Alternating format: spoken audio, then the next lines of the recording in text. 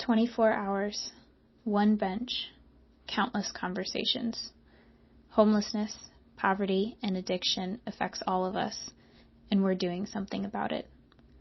Tune in with Western Carolina Rescue Ministries October 9th and 10th live on Facebook or YouTube to find out what.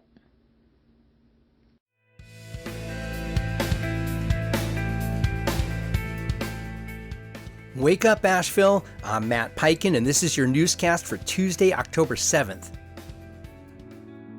A presentation last Friday by AdventHealth to Asheville business leaders led to a tense exchange with Mission Hospital CEO Greg Lowe. The gathering focused on AdventHealth's proposed 222-bed hospital in Weaverville. Lowe called AdventHealth's plans grandiose, questioning its ability to deliver complex care and arguing that Mission remains the region's only provider equipped for high-acuity services. AdventHealth's Graham Fields defended the project, saying Western North Carolina needs more options and that the community's beds should not be controlled by one system. The two also sparred over North Carolina's Certificate of Need law, which governs hospital growth. You can read more in the Asheville Watchdog. Asheville small businesses are finally seeing signs of recovery. A new analysis by Fiserv shows September brought the city's first year-over-year sales growth since the storm, up 7% overall from September of 24.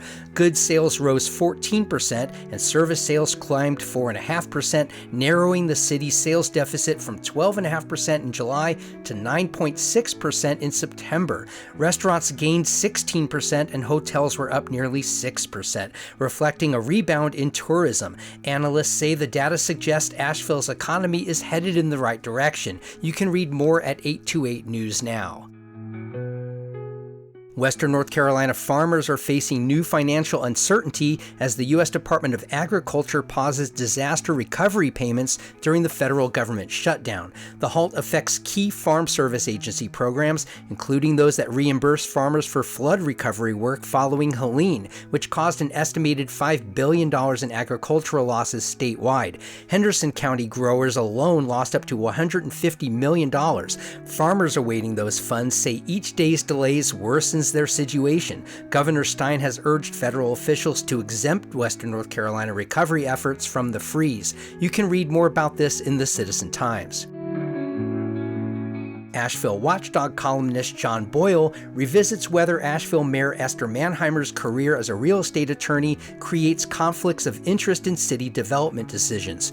Critics say her legal ties to property cases make her too close to developers, while city officials note she has recused herself only a few times in 15 years, always for colleagues' cases, not her own.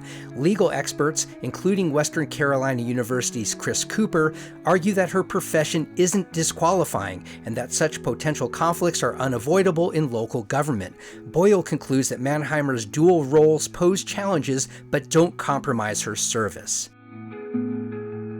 And a new statewide poll finds that most North Carolina voters strongly oppose partisan gerrymandering and favor an independent citizens commission to draw electoral maps.